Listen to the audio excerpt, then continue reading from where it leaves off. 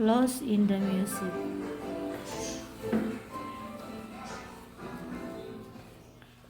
My left hand shifted down the neck of my guitar, fingers pressing into the frets to form chords, while my right hand sailed over the strings with my favorite pick. I knew every note of April Springs. I didn't have to look at my sheet music or think about how to play the song. I just let go and played, feeling the music as if was flowing out of my heart. Out of the corner my eye I caught Dad, waving me down from a few feet away.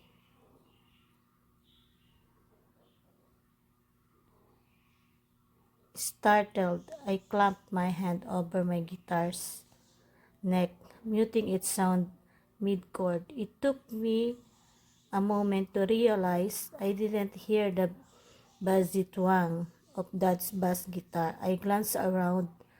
The rest of our band wasn't playing either. Sorry, I said, feeling my cheeks turn hot pink.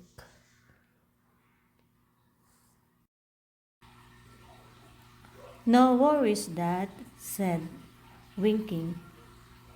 I know you love that one, and you were singing with so much heart that it nearly broke mine to stop you. I blushed. When I play a song, I laugh. It's easy for me to get swept up and forget about everything but the music. April Springs has a slow, sad melody that fills me with a warmth every time we rehearse it. And when I sing it, its romantic lyrics, I can't help daydreaming about what the songwriter must have been feeling when she composed them. That transition out of the chorus still sounds a bit rocky, Dad said to the band. Let's try it again. Our lead singer, Jessie, wrinkled her nose at him. Come on, Ray, this is the fifth time we've gone over the chorus. Let's just move on to the next song.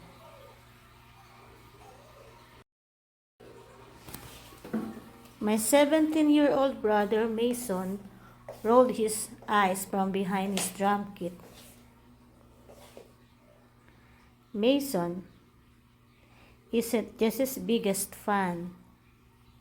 He thinks she's stuck up because she never helps unpack gear at our shows. Also, she only drinks bottled from water from France, even though the tap water is perfectly fine here in Nashville,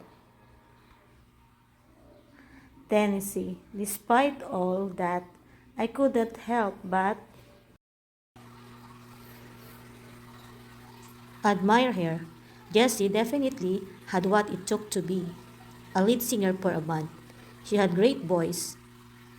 She loved performing, and she was happiest when she was the center of attention.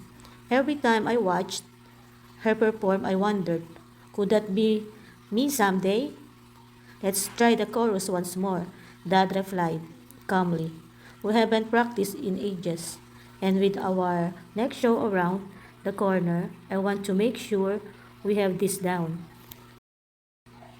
Jessie pouted, but she knew she couldn't say no because the TriStars were Dad's band. The TriStars used to be a family band, but when Mom quit to start her own food truck business, Dad invited Jessie to join us as the lead singer.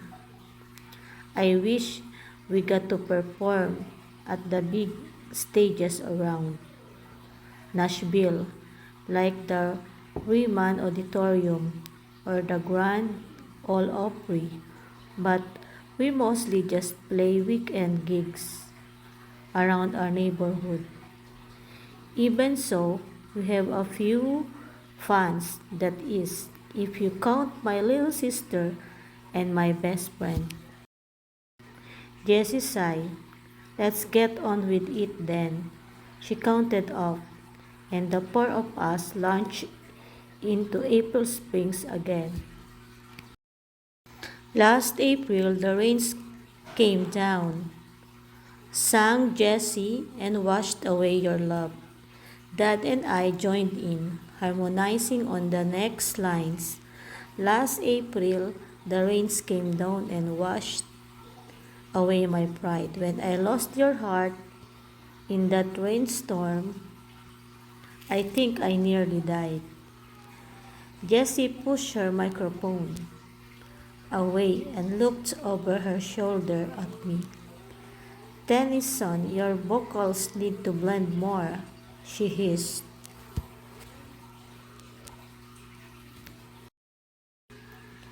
Jessie always uses my full name when she bosses me around. Usually, I like having a unique name, but the way Jessie says it always makes my temper rise into my throat. I'm doing my best, I said to her. I like singing harmony, but when I'm singing low notes, my voice loses some of its smoothness and gets a grainy edge. Mom says that's what makes my voice unique. When you're singing back up, you're not supposed to sound unique. You're supposed to sound invisible. It's boiling in here, Jessie said curtly. I need a break without waiting for my dad's reaction. She stepped off the edge of the stage and slipped out the front door. Dad frowned. I'll go turn up the AC, he said, heading to the storeroom at the back of the shop where we rehearse. I sighed. We never seemed to be able to get through an entire rehearsal without Jessie getting upset, and this time it was my fault. Mason slung an arm around my shoulders. Don't let Jessie get to you, he said. She's not happy unless she's complaining about something. I thought you sounded great, didn't you, Waylon? Waylon, our golden retriever, perked up.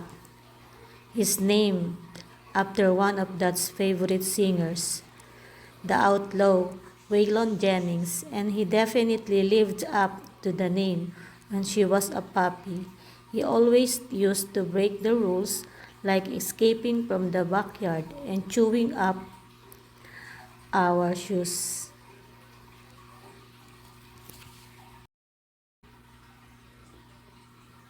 Maybe the TriStar should try playing some of your songs, Mason suggested, nudging me with his drumstick.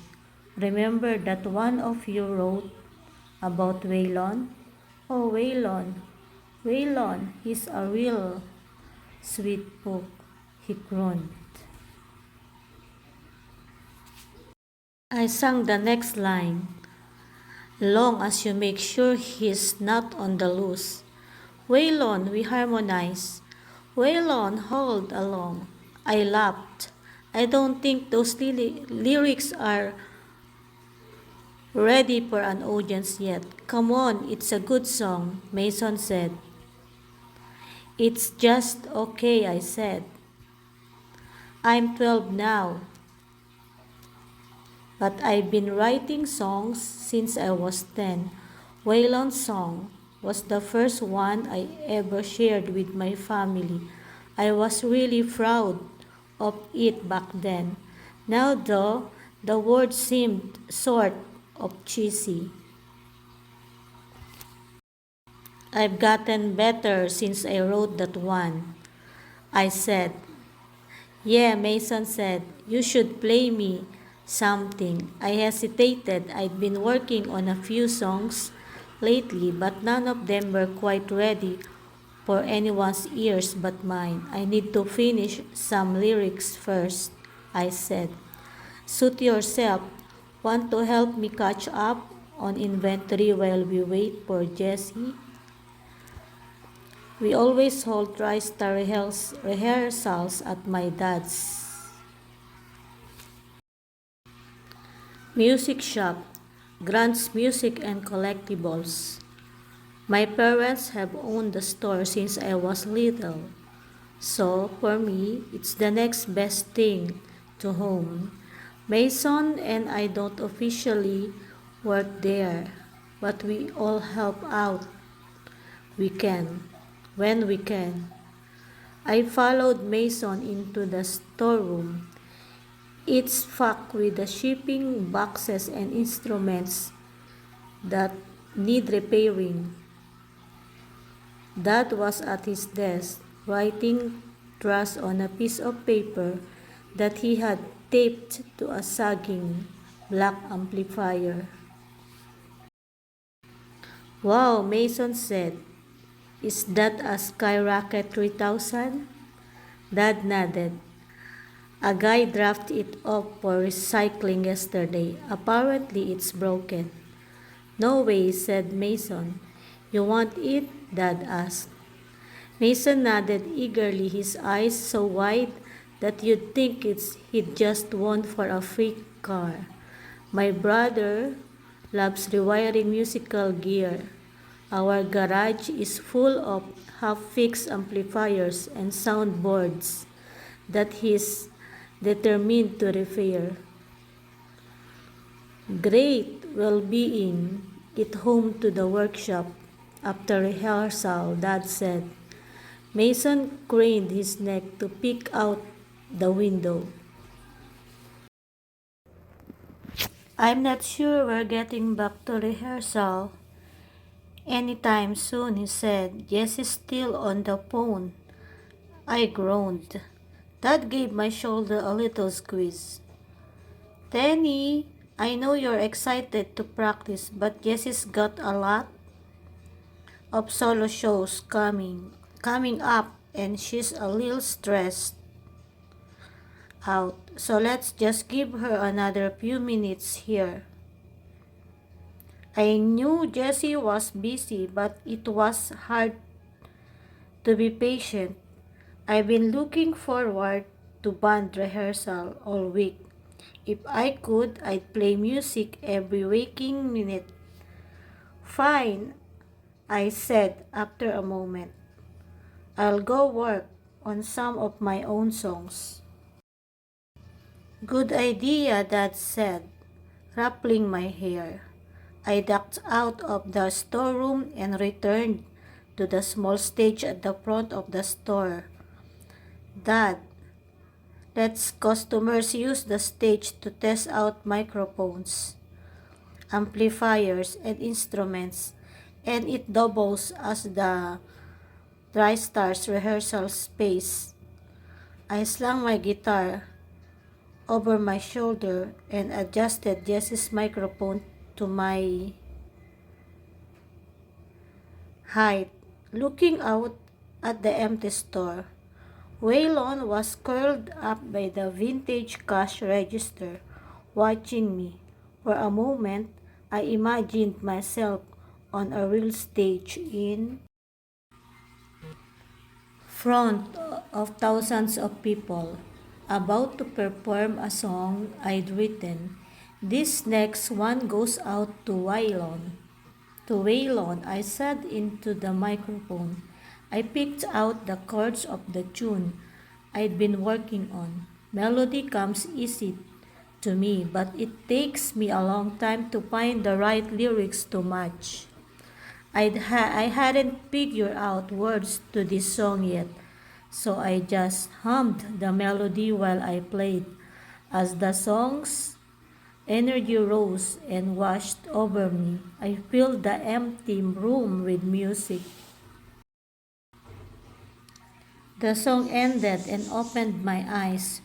Waylon was asleep, which made me laugh. Jessie was still on the phone outside. Everything looked the same, but somehow I felt stronger inside. Playing music always made me feel like that, but performing my own songs for people, letting them feel what I felt through the music, that was my biggest dream. Jessie came through the door and tucked her cell phone into her pocket. Okay, she said, go get your dad and brother and let's get this rehearsal over with. I snarled and my fingers rippled down my guitar six strings, sending up a wave of notes. Jessie doesn't know how good she has it singing. It's singing lead, I thought. I hopped off the stage and headed toward the storeroom. Maybe I should ask Dad to let me perform one of my songs with the TriStars, I thought, but I knew that he'd only agree if he thought the song was great, and that meant not playing it for him until I was sure it was ready. Like, share, and subscribe.